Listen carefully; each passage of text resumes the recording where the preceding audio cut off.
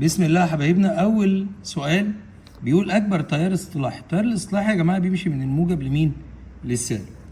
طب ده ماشي من السالب للموجب يبقى مش نافع، وده ماشي من السالب للموجب مش نافع، يبقى احنا يا ده بالنسبه لده التيار بتاعه 2 في بي على ار، بالنسبه لده التيار بتاعه 3 في بي على 2 ار.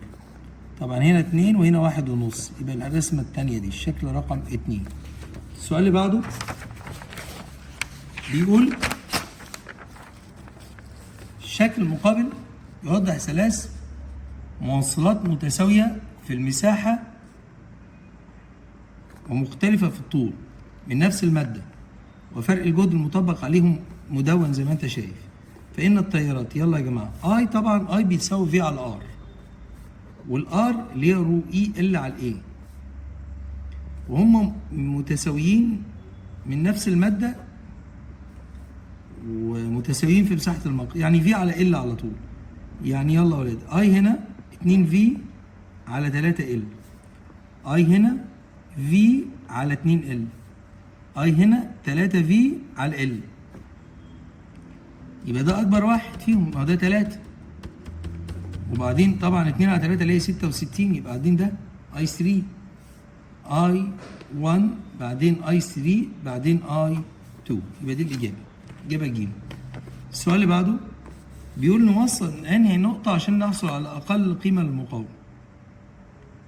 تعال نجرب، يلا. اول واحده بي سي، نحط المصدر هنا على البي سي، التيار يمشي كده يطلع كده، ما في سلك فاضي او جاي من هنا هيعدي، مش هيعدي في الحته دي ان في سلك فاضي، يعني المقاومه من البي سي هتبقى 30 اوم.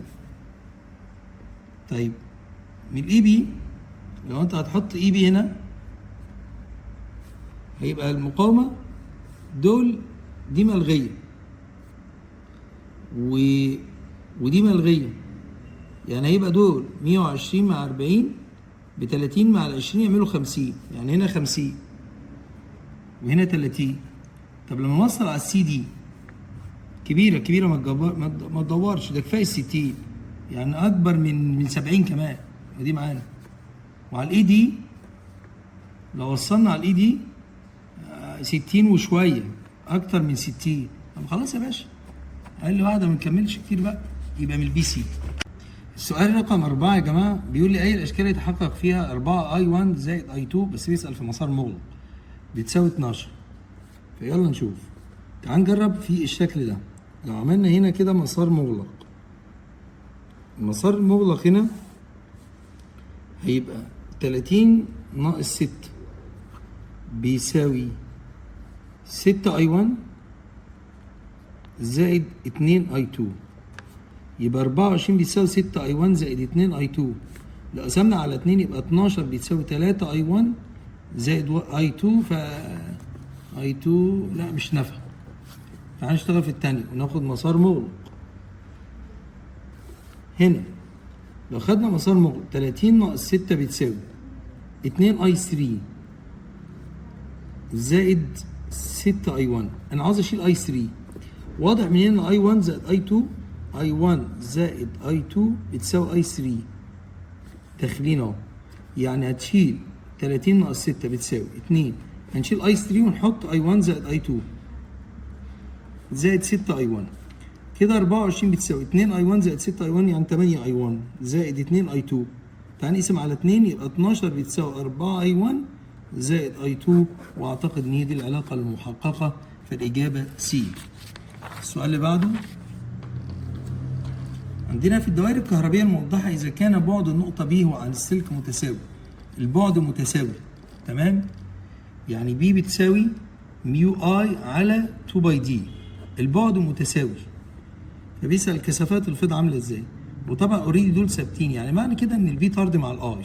طب نجيب الاي هنا يا ولاد، الاي هنا يساوي في على 2 ار، والاي هنا هيساوي 2 في على ار، والاي هنا يساوي في على ار.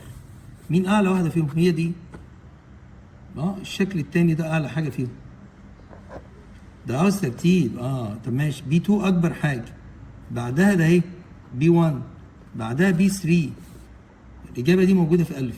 ماشي. السؤال اللي بعده بيقول يتم لف ملفين لولبيين على قلب من الحديد وتم توصيلهم عند اغلاق المفتاح S1 و S2. ايه الاخبار؟ ما تقفل S1 مشي التيار يلا كده، يبقى اهو هنا شمالي وهنا جنوبي. ما تقفل هنا كده مشي التيار اهو، هنا شمالي وهنا جنوبي. طالما كده اقطاب مختلفه يحصل تجاذب، تنجذب بسبب القطب الشمالي والقطب الايه؟ الجنوبي. السؤال اللي بعده بيقول السؤال رقم 7 سلك مستقيم ملف دائري وملف لولبي كما بالشكل. ترتيب الكثافات يلا يا جماعه. هنا بي بتساوي ميو اي على 2 باي دي، يعني بي بتساوي ميو على 2 باي، والاي ب2 والدي ب2 2 سم، سيبها بالسنتي عادي. طب هنا البي بتساوي ميو ان اي على 2 ار، يبقى البي بتساوي سيب الميو والان بواحد والاي ب2 ودي 2 والار 1 سم، يعني هنا البي بتساوي ميو بس. طب والبي هنا هتساوي كام؟ 1 على 2 باي في ميو. طب هنا البي بتساوي ميو ان اي على ال، يبقى البي بتساوي ميو والان بكام؟ ب8 والاي بواحد والال 40 سم، يبقى البي بتساوي خمس ميو. بس يبقى الترتيب بسيط قوي بقى. مين اكبر واحد؟ طبعا ديت يا جماعه يعني 1 على 2 باي ديت يعني 1 في 22 على 7 فوق 7 على 44. طيب دي 7 على 44 ودي 1 على ايه؟ على 5 ودي ميو. اعلى حاجه في دول كده يا جماعه ان شاء الله بي واي اعلى حاجه. تمام؟ ده اهو اعلى حاجه، ده 1 دي القصور، يبقى بي واي اكبر حاجه. بعد البي واي بي اكس، الاكس دي ده اهي 7 على 44 اكبر من 1 على 5. بعدين بي زد اقل حاجه في النهايه، يبقى الاجابه ج. السؤال اللي بعده بيقول وضح شكل كام مستقيمان يمر بكل منهما تيار كهربي اذا انعكس اتجاه التيار بي يعني اكس لان كثافه الفيض اللي جرى. يا جماعه قبل ما ينعكس الوضع كده الكي والال، الفيض هنا طرح وهنا جمع. طب بعد ما انعكس بقى الفيض عند الكي جمع وهنا طرح. طب ما كده خلاص بقى كثافه الفيض عند ال نقصت وعند الكي زادت، يقل ثم يزداد. الاجابه 1000. السؤال اللي بعده جلفانوميتر الخمس اقسام بتدل على 1 مللي. الخمس اقسام بتدل على 1 مللي وال20 قسم يدل على 1 ولان الخمسه قسم بيدوا 1 مللي، يبقى ال20 قسم نضرب في 4 يدوا 4 مللي، وهم نفس ال20 قسم بيدوا 4 1 فولت. ما احنا ممكن نقسم بقى ده على ده، ما هو ده كده في جي وده اي جي، يبقى الار جي بتساوي في جي على اي جي 1 على 4، بس الملي ده يتضرب في 10 أس 3. 1000 على 4 كام يا جماعه؟ 250. السؤال اللي بعده بيقول عاوزين نرتب الاجهزه من حيث اقصى فرق جهد. هنا ار ام، هنا نص ار ام، هنا تلت ار ام توازي، يبقى ده اكبر من ده اكبر من ده. في اي اكبر من في بي اكبر من في سي. الاجابه بقى. السؤال اللي بعده مغناطيسان متماثلان بي وكيو نازلين بواحد على الحلقه مقسمه شرائح والتانيه على انبوبه سليمه ومصمته، فبيسال ايه الاخبار والوضع ماشي، مين يسقط اولا؟ طبعا ده اللي هيسقط الاول يا جماعه. ليه؟ لان دي شرائح مش هتولد فيها، لا يتولد بها تيارات دواميه. دي يتولد، ولو كانت مقسمه لشرائح برضه طوليه كان هيتولد عرضيه كده، كان هيبقى فيه مسارات مناسبه يعني ان هي ترمح فيها. فهنا مش هيتولد وهنا هيتولد، يعني هنا مفيش تيارات، هنا الدنيا سلك. يبقى فإن المغناطيس مين يسقط اولا؟ كيو. والسبب انه لا يتولد تيارات مستحثه، لا يمر تيار مستحث في عند كيو، بينما يمر تيار مستحث قوي. ده يا جماعه شيل يمر. يمر التيار المستحث ضعيف عند كيو، وهنا يمر التيار المستحث قوي. او لو عايز تكتب لا يمر التيار المستحث خالص على الاطلاق يعني. فالاجابه الف بعد تعديل الايه؟ السؤال. تمام. السؤال رقم 12 يا جماعه، عندنا يتحرك سلكين بالشكل ده، سلك كده وسلك كده، وبيتحركوا في مجال مغناطيسي، فعاوزين شده التيار. بصوا يا جماعه، في المنجاد اليمنى ادي الفيض وادي الحركه، يبقى ده التيار. يبقى التيار هنا لفوق كده، التيار لفوق، وهنا فيض برضو اليمنى وحركه، يبقى التيار كده. تمام. فاذا ده طيارها لتحت ودي طيارها لفوق. طب ما ده طيارها كده ودي طيارها كده، فالطيارين مع بعض بيكملوا ورا بعض. يعني معنى كده ان ده هو بيستحث كهرباء بي ال في، وده بيستحث كهرباء بي ال في برضو. ماشي. تقريبا ده طوله في واحد ال والتاني 2 ال. ماشي، يبقى ده 2 ال يا جماعه. يبقى ده بي ال في، ده طوله ال وده 2 ال. ده بي ال في وده 2 بي ال في، والمقاومه موجوده ار. يبقى معنى كده ان 3 بي ال في على ار 3. الاجابه الاولى. السؤال رقم 13، شكل الحلقه. في حلقه داخله بالمنظر ده وماشيه كده في المجالات. فالمهم بيقول يتولى التيار المستحث في اتجاه عقارب الساعه لحظه مروره في انهي حاله من الحالات اللي قدامنا دي. اولا الحلقه دي مش هيتولد فيها كهرباء، لان هي ماشيه في مجال ثابت، مفيش تغير في المساحه ولا في الكثافه. لا في تغير في المساحه ولا في الكثافه. وبعدين دي داخله على المجال، طالما داخله على المجال اكس هتعمل فيض نقط عشان تقاوم،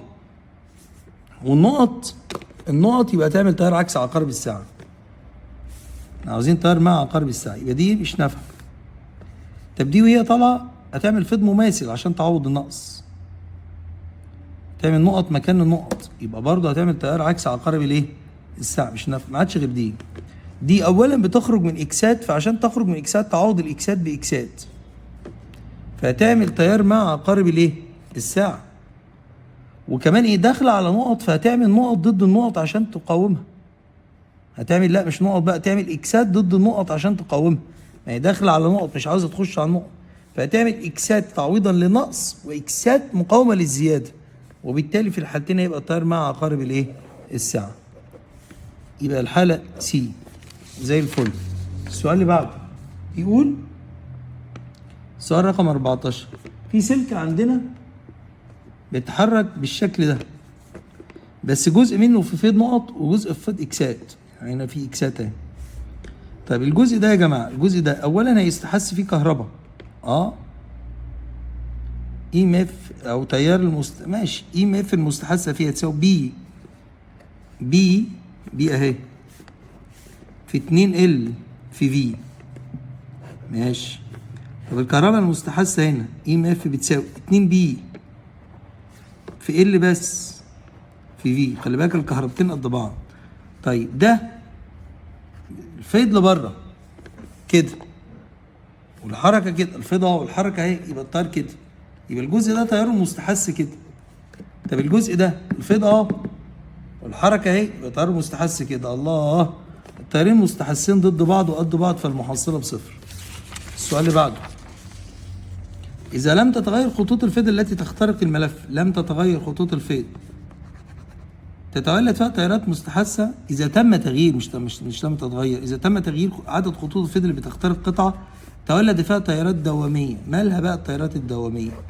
التيارات الدوامية يا جماعة دايما بتبقى عاملة كده مستواها عمودي على المجال، مستواها عمودي على المجال، ودي التيارات الدوامية. التيارات الدوامية دايما عامله زاويه 90. مستوى التيارات الدواميه يصنع زاويه نقط مع المجال، زاويه 90 دايما يا جماعه. ماشي. السؤال اللي بعده 16 بيقول الشكل المقابل داخل 8 فولت، داخل في طالع 8 في. فبيسال ايه اللي عمل الكلام ده؟ طبعا اعتقد انت محتاج تضاعف يعني. طيب ايه رايكم نجرب اول واحده؟ لفات التاني ضعف الاولاني. ما هو لو داخل فيه هيطلع لما يكون ده ضعف ده يعني يطلع 2 في واللي طالع من الاولاني داخل للتاني. وقال لك لفات ده هي دي 4 مرات، طب 2 في طب تصدق ده دي ان شاء الله لما يبقى ده اهو ده 4 مرات يعني 1 ل4 يبقى الاتنين في هيخشوا هنا 2 في زي ما هم ما فيش مقاومات هنا، فالجهد اللي بيطلع جهد الخارجي الاولاني خارجي الاول داخلي للثاني زي ما هو، لان مفيش مقاومات هتستهلك حاجه. 2 في يخشوا 2 في يترفعوا من 1 ل4 يدي 8 خلاص يبقى اول واحد مفيش اي مشكله ما تدورش بقى. الفي طلع 2 والاثنين طلعوا ضربوا في 4 طلعوا 8. السؤال اللي بعده بيقول كفاءة المحول ايه؟ كفاءة المحول باور ثانوي على باور ابتدائي 288 على 300 اضرب في 100 مفيش فيها حاجة دي 96%. الأمور سهلة أوي. السؤال اللي بعده السؤال رقم 17 ولا 18 ماشي. الشكل المقابل توضح الصورة الآتية تدريج أميتر حراري و4 تغيرات في شدة التيار، حيث I1 عمل التغير الأولاني، I2 عمل التغير الثاني، I3 عمل التغير الثالث. I1 حرك التيار من 0 ل X، I2 حرك التيار من X ل Y، I3 حرك التيار من Y ل Z، والزوايا متساوية. فإن الترتيب الصحيح يا جماعة هو الأصل في الشيء إن سيتا طردي مع I تربيع. يعني إيه؟ يعني مثلا لو التيار ب1 فالسيتا 1، التيار ب2 فالسيتا ب4، التيار ب3 فالسيتا تبقى 9. مش ملاحظ التيار ب4 فالسيتا تبقى 16. يعني ايه؟ التيار لما زاد 1 الزاويه زادت 3، التيار زاد 1 الزاويه زادت 5، التيار زاد 1 الزاويه زادت 7. يعني تحس ان الزيادات المتساويه من التيارات بتصنع زوايا كل شويه زوايا بالزياده. المره دي بقى العكس، المره دي الزوايا متساويه، الزوايا متساويه فالتيارات يا جماعه. شوف عاوز اقول لك على حاجه، اول زياده امبير عملت 3 درجات، تاني امبير يعمل 5 درجات، تالت امبير زياده يعمل 7 درجات. يعني عاوز ايه؟ عاوز اقول ان لو قسمنا عشان نعرف الدرجه بتاخد قد ايه، في الدرجات الاولى 3 درجات، اقسم 3 درجات على امبير يعمل 3 درجات، يبقى الدرجه بتتعمل بتلت امبير. الدرجه بتتعمل بتلت امبير في الاول، و3 درجات اتعملوا بامبير. بعد قدام شويه 5 درجات اتعملوا بامبير، يبقى قيمه الدرجه ب5 امبير. بعد شويه قيمه الدرجه بتتحقق ب7 امبير. يعني حاسس ايه؟ حاسس ان كل شويه قيمه الدرجه بتتحقق بتيار اقل.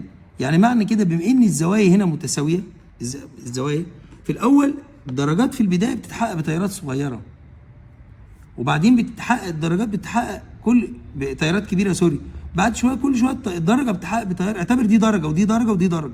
الدرجه الاولى بتتحقق بتيار كبير ثم اصغر ثم اصغر، يبقى اذا I1 اكبر من I2 اكبر من I3. ليه؟ الدرجات الاولى بتتحقق بتيار كبير، بعد شويه الدرجات بتتحقق بتيار اقل، نفس الدرجه بس بتتحقق بتيار اقل بسبب التربيع اللي موجود ده. الاجابه هتبقى اول واحده. ماشي. الشكل المقابل قراءة الفولتميتر يا جماعة، طالما الاثنين دول متساويين يبقى الجهد كله يروح للمقاومة 250. دايرة في حالة رنين الفي ال بتساوي الفي سي، يبقى الفي توتال يروح للفي ار من غير كلام. يعني الجهد كله يروح لها طالما الاثنين دول قد بعض. السؤال اللي بعده الدايرة اللي قدامك دي اي المخططات يعبر بصورة صحيحة عن حالة الرنين؟ حالة الرنين ما ينفعش يبقى دول مختلفين، لازم الفي ال بيساوي الفي سي، والفي ال يبقى لفوق والفي سي يبقى لتحت. تمام؟ فدي مش نافعة. تمام؟ ودي مش نافعة. خلاص هي ده الشكل رقم 3. الشكل رقم 3. السؤال اللي بعده بيقول الشكل طاقة الفوتون رقم 3 الكترون فولت. فعاوز يا جماعة طاقة الفوتون اتش نيو اللي هي اتش سي على اللمدة ثوابت. علاقة الاي مع اللمدة علاقة عكسية. طالما ده اهو النص ده اهو في الطول الموجي يبقى ضعف في الطاقة، ده اهو نص ده يبقى ضعف في الطاقه، يعني 6 الكترون فولت، مش ده 3 يبقى ده 6. طب ما ده اهو نص ده اهو يبقى ضعف ده كمان، يبقى 12 الكترون فولت. طلباتك طاقه الفوتون 1 اللي هي 12 تزيد عن طاقه الفوتون 2 اللي هي 6. 12 زايده عن ال6 ب6. تسقط فوتونات طولها الموجي كذا عموديا على سطح عاكس. فوتونات نزلت وارتدت. فإن القوة 2 mc فاي ال. 2 mc فاي ال. تمام؟ القوة 1. القوة 1 ودي 2 mc. طب بقول لحضرتك ايه؟ تعرف ان ده اهو الام دي تتحط اتش نيو على السي تربيع في السي في الفاي ال، ونشيل ده مع ده يبقى اف بتساوي 2 اتش على اللمضه في الفاي ال. يبقى اذا اف اللي هي 1 ادي 2 وادي الاتش 6625 في 10 اس سالب 34 وادي اللمضه 6620 في 10 اس سالب 10 في الفاي ال. وانا عاوز الفاي ال من هنا. الفاي ال هنا طلعت الاجابه الف. تمام؟ جميل. السؤال اللي بعده بيقول 23 بيسال اذا كان تي اكس اكبر من تي واي اكبر من تي زد. بصوا يا جماعه، انا علمتكم مره قلت لكم كلما زادت التي اللي يجرى زاد الفاي ال ماكس شده الاشعاع وقل اللامدا ماكس. بما ان تي اكس اكبر من تي واي اكبر من تي زد يبقى فاي ال اكس اكبر من فاي ال واي اكبر من فاي ال زد. حلو. يبقى اذا اشعاع اكس دي مش نافعه. يبقى الرسمتين دول صح اهو اهو مظبوطه. طب بالنسبه لللامدا، لا، لامدا اكس اقل من لامدا واي اقل من لامدا زد. لامدا اكس اقل. لامدا اكس اقل ماشي. ما التي مظبوطه، احنا قلنا التي طردي واللامدا اكس اقل بقى ماشي. فاذا يا جماعه لامدا احنا عملنا فاي ال جميل ماشي. طب بالنسبه بقى للنيو يبقى نيو اكس، ما نيو اللامدا عكس بعض. نيو اكس اقل من نيو واي اقل من نيو زد اهي. نيو اكس احنا عملنا نيو مع اللامدا علاقه ايه؟ عكسيه. عكسيه بقى اقلب كده. يبقى نيو اكس اكبر من نيو واي اكبر من نيو زد. بس نقولها تاني تي اكس اكبر من تي واي اكبر من تي زد. يبقى فاي ال اكس اكبر من فاي ال واي اكبر من فاي ال زد. ودي موجوده في الرسمتين دول. اكس اكبر من واي اكبر من زد من حيث الاشعاع. طيب اللامدا عكسي مع التي، يعني اللامدا اكس اقل من اللامدا واي اقل من اللامدا زد. طب والنيو عكس مع اللامدا، يبقى نيو اكس اكبر من نيو واي اكبر من نيو زد اهي. نيو اكس اكبر من نيو واي اكبر من نيو زد. يبقى الشكل رقم 3. السؤال اللي بعده اعطينا مستوى الطاقه لاحد الذرات وبقول اوجد لامدا 1 على لامدا 2. يا جماعه فرق الطاقه بيتساوي اتش سي اتش نيو اللي هي اتش سي على اللامدا. يبقى لامدا 1 على لامدا 2 بتساوي فرق طاقه الثاني علاقه عكسيه على فرق طاقه الاولاني. فرق طاقه الثاني اللي هو اي ناقص يبقى زائد 4 على 3 اي سالب اي ناقص يبقى زائد. فرق طاقة الأولاني اللي هو ده اهو سالب اي ناقص يبقى زائد 2 اي. يبقى هنا 4 على 3 يعني يبقى تلت. هنا سيبك بقى من الأرقام، الإيهات دي راحت مع بعضها. تلت وهنا 1 كده النسبة تلت يا شباب. النسبة كده تلت. النسبة تلت.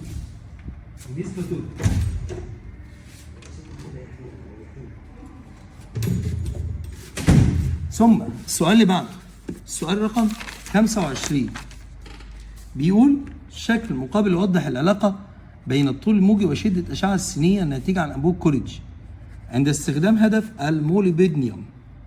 ما الطول الموجي للفوتون المنبعث عند عودة الإلكترون من المستوى M إلى L. ماشي، من M ل L جميل من ام ال ال. بصوا يا جماعه اقول لكم على حاجه جميله قوي. طاقه ام ال هي الفرق بين طاقه ام كي ناقص طاقه ال كي. يعني اهو طاقه ده اهو ناقص طاقه ده، دي طاقه ده. طيب طاقه الام ال ده هي عباره عن اتش نيو او اتش سي على اللمبدا. اتش سي على اللمبدا.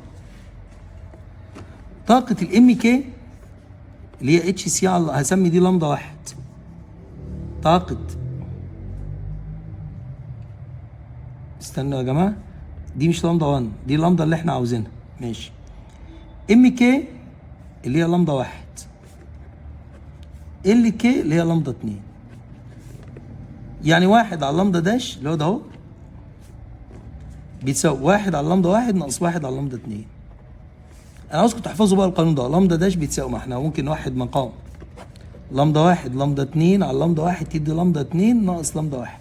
اقلب يبقى لمبدا داش حاصل ضربهم على حاصل طرحهم. احفظوه. ده اهو يساوي ده ضرب ده في ده على طرحهم. طرح الكبير طول الموجي، الطاقة الأقل دي يبقى طول موجي كبير، طول موجي الكبير ناقص الصغير. يلا. يبقى لمبدا داش اللي احنا عاوزينه هيبقى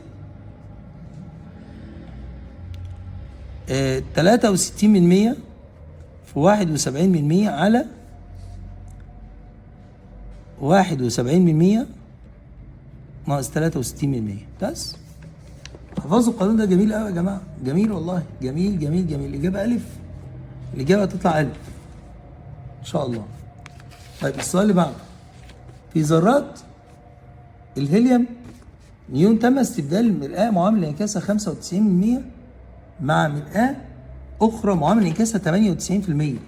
معامل الانعكاس زاد، فإن شدة شعاع الليزر هتزداد، لأن الانعكاسات هتزيد. طاقة الفوتون لا ملهاش دعوة دي. تظل يبقى تتغير تحديدا بالزيادة والتانية تظل ثابتة. تمام؟ ماشي زي الفل. السؤال اللي بعده. عندنا مصدر وهنا 2 متر وهنا 4 متر. النسبة بين الإضاءة، ده مصدر ضوء عادي. طبعا عندنا قانون بيقول شدة الإضاءة تتناسب عكس مع مربع المسافة. شدة الإضاءة عند A عند B ماشي على شدة الإضاءة عند A دي تربيع بتاع A على دي تربيع بتاع B، اللي هي 2 تربيع على 4 تربيع، يبقى 4 على 16 يعني ربع، يبقى النسبة ربع. الإجابة ج. زي الفل زي الفل زي الفل. السؤال 28. يرجع النقاء الطيفي. طبعا يا جماعة سبب النقاء الطيفي إن جميع الفوتونات لها نفس الطاقة ونفس التردد. لا هي زي ما هي، الإجابة ج دي مفيش فيها حاجة. السؤال رقم 29. الله، السؤال ده جه يا جماعة زيه السنة اللي فاتت. أي دوائر كهربية بسيطة، البسيطة التالية في الاختيارات تمثل مجموعة البوابات المنطقية. بص يا جماعة، البوابة اند داخلها بي وسي، يعني أنا عاوز مفتاحين توالي. بي وسي يكون توالي، لا. بي سي يكون توالي، لا. خلصت. بي سي توالي اهو. وعاوز ايه يبقى توازي مع اللمبة اهو بس. وطبعا هم متوصلين توالي مع بعض يبقى خارجهم اند. بي وسي داخلين توالي، الاي توازي مع اللمبة والاثنين توالي مع بعض، يبقى الإجابة فعلا الإجابة الثانية. السؤال اللي بعده. في الشكل إذا كانت مقاومة الوصلة الثنائية مهملة في حالة التوصيل أمام ولا نهائية في التوصيل العكسي، فأوجد التيار. ماشي يلا. إذا عاوزين إيه بقى؟ حيث يتصل الموجب بالطرف إيه؟ هنا موجب وهنا سالب. التيار يمشي كده؟ لا ما يمشيش، ده توصيل عكسي. يمشي كده؟ أيوه يمشي كده. طب ما كده البطارية 2 والمقاومة 5، يبقى الأي بيساوي في على ار، يعني 2 على 5. الخمسين دول ب4/10. الإجابة الأولى. السؤال اللي بعده.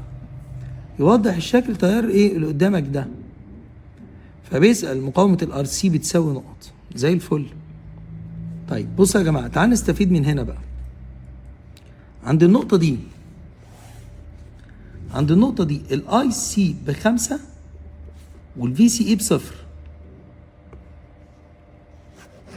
طب ما تيجي نستفيد، الفي سي سي بتساوي في سي اي زائد اي سي ار سي.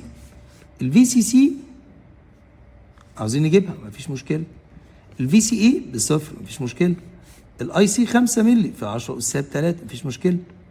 الار سي مش موجود، ماشي نتصرف ونجيب. تعال نشتغل عند النقطة التانية دي. النقطة التانية دي عندها ايه الأخبار؟ عندها الاي سي ب0 مفيش اي سي. عندها الفي سي اي ب25. طب ما يلا شغل القانون. في سي سي بتساوي في سي اي زائد اي سي ار سي. الفي سي سي ما اعرفوش والاي سي ب0. اتفضل يا عم، يبقى 25.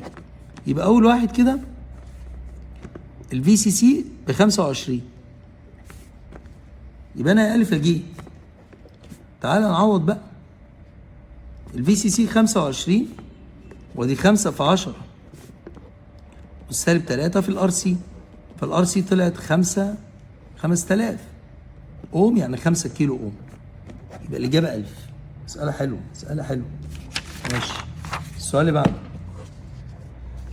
بلورتين متماثلتين A و B لشبه موصل نقي درجه حراره A T1.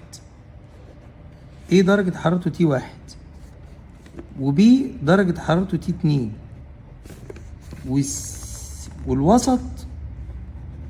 الوسط تي نود. ماشي. تي 1 اكبر من تي نود وتي نود اكبر من تي 2. تيجي ندي اي ارقام، تيجي نقول ان الوسط درجه حرارته 30 سيليزيوس، تي 1 درجه حرارته مثلا 40 سيليزيوس، تي 2 درجه حرارته 20 درجه سيليزيه. عند الاتزان الحراري، ولا اتزان حراري يعني لما نحط ايه مع الوسط هيفقد ايه، هيفقد. طب ما هيفقد يعني هيبرد، ولما يبرد حاجه، لما تبرد التوصيليه الكهربيه بتاعتها عندنا اشباه الموصلات التي مع السيجما علاقه طرديه. ما تبرد التوصيليه تقل، يبقى السيجما تقل، يبقى اول واحد تقل. طب الثاني بي كان هياخد حراره، هيكتسب انا هيسخن، وما انه هيسخن يعني معنى كده هيسخن يبقى التوصيليه هتزيد، بس يبقى معنى كده ان المقاومه النوعيه هتقل، يبقى دي تقل. يبقى الاجابه تقل اللي هي الاجابه الف. ماشي. السؤال اللي بعده، في الدائره الكهربائيه الموضحه بالشكل، قراءه الفولتميتر 12 عندما يكون نقط. اقفل بس ده وخلاص. بس ما خلاص، ما هيبقى الفولتميتر راكب مع المصدر، يبقى يقرا قوه دفع الكهربائيه كلها. يعني ده هو غلق ده وفتح ده، بس غلق الاس 1 وفتح الاس 2. ماشي. السؤال اللي بعده، في الشكل المقابل بيقول في 1 على الفي 2 5. في 1 ده قايس 5 والفي 2 قايس 2، يعني المنطقه دي كده قايسه 3 فولت. عاوز ار اكس على الار واي. ار اكس على الار واي، نسبه الار اكس على الار واي مفيش مشكله. مش الار يا جماعه، مش الفي بتساوي اي في ار، وهو نفس التيار اللي ماشي هنا هو اللي ماشي هنا. يبقى نسب المقاومات زي نسب الجهود، زي بالظبط في اكس على في واي. ماشي زي الفل. طيب ار اكس يعني نسبة مقاومة المنطقة ده اهي على مقاومة المنطقة ده اهي، زي جهد المنطقة دي على جهد المنطقة دي. مش جهد المنطقة دي 3 والمنطقة دي جهدها 2. المنطقة دي فيها مقاومة اسمها ار واي، المنطقة دي المقاومة بتاعتها ما اسمهاش ار اكس، اسمها نص ار اكس. بس نضرب بقى في ايه؟ نضرب في مثلا دي 2 هنا، نضرب في 2 مفيش مشكلة، بالضرب في 2 يبقى ار اكس على ار واي هيبقى 3 على 1. الإجابة 1000. تاني جهد كله ده 5، هنا 2 يبقى هنا 3. فأنا قلت جهد المنطقة دي على جهد المنطقة دي بيساوي اي ار هنا على اي ار هنا. بس عشان تبقى كده اهو، اي ار توتال في المنطقة ده اهي على اي ار توتال. شلنا الايات مع بعضها. ار توتال في المنطقة دي اللي هي نص ار اكس، ار توتال في المنطقة دي اللي هي ار واي. بس ضربنا في عشان نشيل بقى البتاع ده، لان هو عاوز ار اكس على ار واي على طول، فهتبقى 3 على 1. السؤال اللي بعده 35 بيقول مين اللي مش هتنعدم فيه القوه؟ يا جماعه انا قايل لكم قبل كده اكس ونقطه دي حاله توازي، الفط كده والسلك كده، انما دي تعامد ودي تعامد ودي تعامد، كل ده حالات تعامد. الشكل رقم 4 ده مفيش فيه قوه خالص، اكس ونقطه دي حاله تعامد. السؤال اللي بعده 36 بيقول النسبه بين في بي 1 على الفي بي 2، ملفان نفس النوع نفس عدد اللفات، كثافة الفيض عند محورهما متساوي. ماشي، كثافة الفيض متساوية، يعني ميو ان اي على ال بتاع الحالة الأولى بيساوي ميو ان اي على ال بتاع الحالة التانية. نفس اللفات باينني، نفس اللفات. طب اي في الحالة الأولى هيبقى عبارة عن في بي على ار اللي هي ار، وال 1 اللي هي 2 ال. في الحالة التانية في بي 2 على ال اللي هو ال، والار اللي هي 3 ار. شيل ال مع ال وار مع ار، يبقى معنى كده ان في بي 1 على في بي في بي 1 على 2 بيساوي في بي 2 على 3، يبقى في بي 1 على في بي 2 بتساوي 2 على 3. 2 على 3. 37 يدور محرك كهربي بسرعة منتظمة أثناء دوران ملف حتى يتم ربع دورة. أي قيمة تالية تتناقص. عزم ثنائي القطب ثابت لغاية ما ينعدم، ثابت ثم ينعدم. القوة المسببة للدوران ثابتة. قوة على الضلع بي سي كان أصلا هنا القوة كانت بصفر وبعد كده تبقى قيمة عظمى، إنما العزم هيقل. العزم هيقل بسبب نقصان زاوية الدوران لغاية ما ينعدم. السؤال 38 في الدائرة الكهربية الموضحة بالشكل تم ضبط الريوستات بحيث يضيء، ماشي يعني اللمبة منورة يضيء المصباح. إذا فتح المفتاح فجأة، المفتاح لما يتفتح هيتولد قوة دفعة كهربية قاف د كاف مستحثة طردية كبيرة جدا تعمل على زيادة إضاءة المصباح ثم ينعدم، يبقى تزداد الإضاءة لحظيا ثم ينعدم. مولد كهربي أعطيك لفاته وعاطي المساحة وعاطي الفريكوانسي 600 على 60 فيها 10، 6000 على 60 فيها 100 هرتز، وعاطي كثافة الفيض، عاوز القوة دفعة كهربية العظمى. اي اف ماكس بتساوي تان اوميجا. كثافة الفيض 25% المساحة 2% اللفات 500، ودي 2 والباي 22 على 7 والتردد قلنا 6000 على 60، فطلعنا الناتج 500 باي. طب اللحظية عندما يصنع الملف مع الفيض 60 لا الزاوية 30،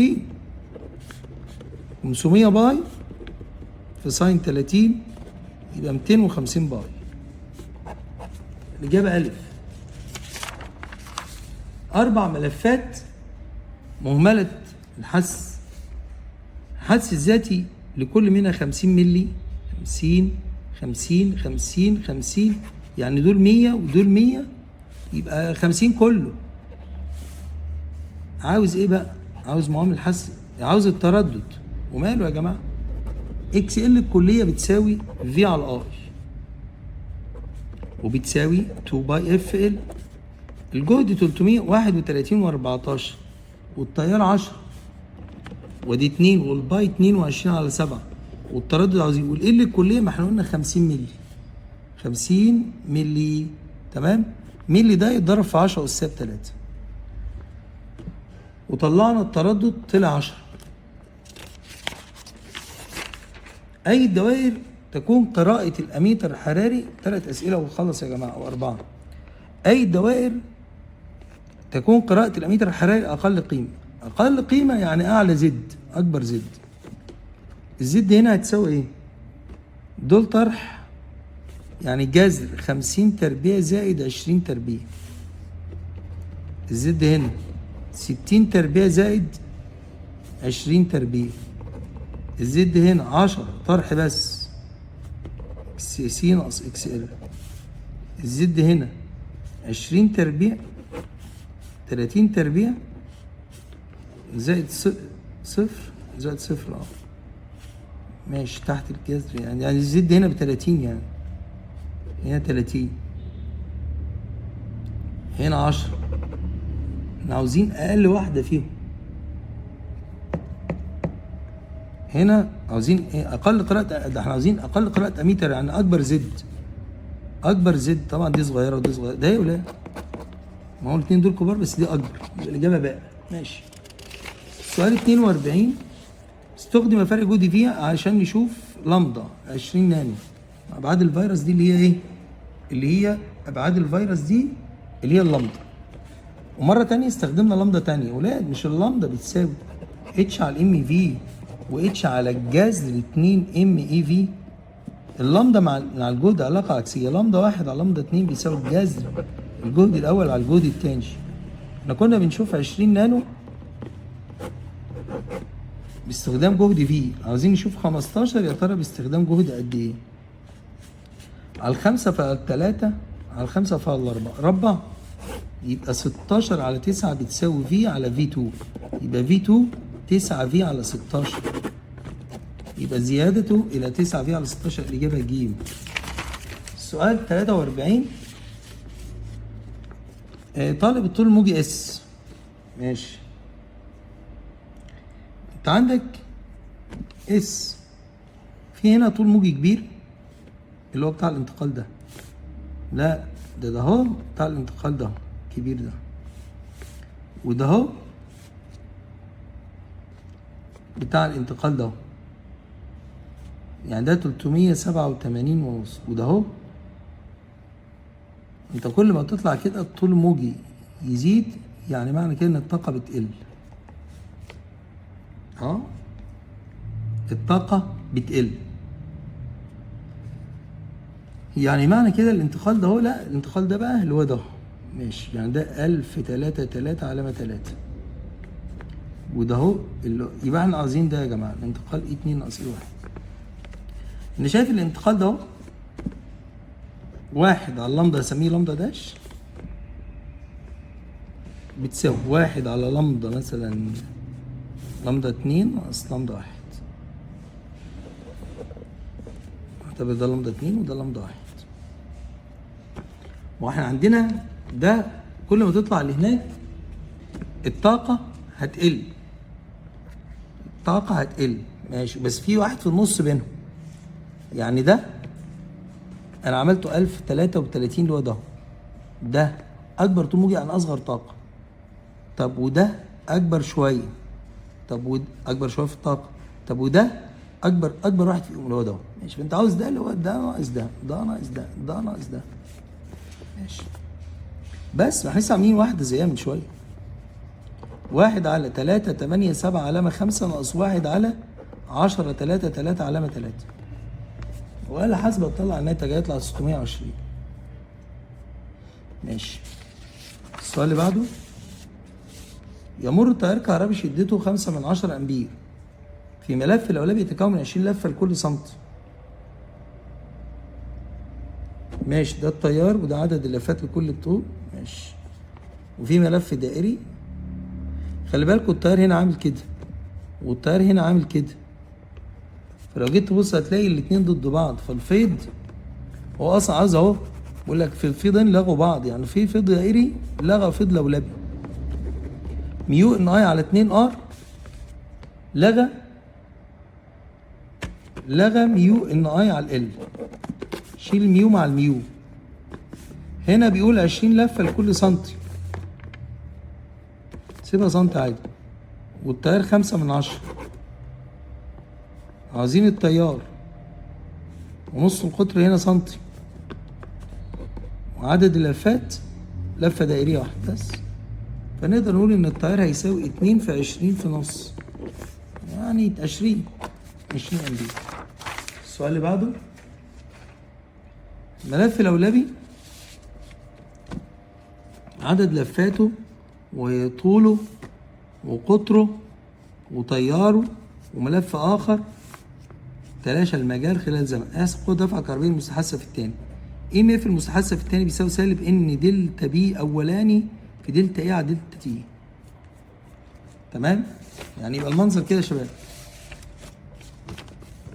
ام اف 2 سالب ان دلتا بي 1 في ايه على دلتا تي. تمام؟ ماشي. المهم ام اف 2 بتساوي سالب ان الدلتا بي ده اللي هو نحطه ميو ان اي على ال بتاع الاولاني في الايه اللي هي باي ار تربيع بتاع التاني على الدلتا تي. يلا عدد لفات التاني، عدد لفات التاني اهي، عدد لفات التاني 200 الميو 2 باي في 10 أس 5. لفات الاولاني 400 وطياره 5 وطوله 88 سم في 10 أس 2 وادي الباي نص القطر 20 مللي في 10 أس 3 كل تربيع. الزمن اهو بس، ونطلع الناتج. الناتج طالع 18 فولت. 18 فولت. طيب بعدين طالب معامل حس متبادل اي ماف بيساوي سالب ام دلتا اي 1 على دلتا تي. ال 18 معامل حس متبادل عاوزينه، والتغير في التيار يا جماعه كان 5 وبقى 0. يعني 0 ناقص 5 سالب 5 يروح مع السالب يعني، والزمن 2 من 1000 عشان الاشارات برضو السالبه تخلي بالك منها عشان فيما يخص، وهنا سالب يروح مع سالب اطمنوا، ودي 2 من 1000. معامل حس المتبادل يبقى 1.718 هنري. ماشي. السؤال اللي بعده يوضح الشكل تدريج أوميتر يستخدم في قياس مقاومة مجهولة. مقاومة الأوميتر تساوي 30 كيلو أوم، زاوية أقصى انحراف 60، انحرف مؤشره 10، فعاوزين نعرف قيمة. بص يا جماعة، احنا ممكن نقول سيتا جزئي على سيتا كلي بتساوي ار توتال على ار توتال زائد ار اكس، وانحرف 10 من اصل 60، المقاومة الكلية 30 زائد الار اكس، نقدر نجيب الار اكس. الار اكس تقريبا طلعت 150 كيلو اوم. ممكن احلها بالطريقة بتاعتي، عارفين اللي هي ايه؟ ار اكس بتساوي ان ناقص 1 في ار توتال. ار اكس كام؟ طب الان قد ايه؟ ما احنا حققنا 10 من اصل 10 من اصل 60 يعني السدس، يعني ان 6 ناقص 1 والار توتال 30، يبقى 5 في 30 ب 150 كيلو. اشوفكم على خير.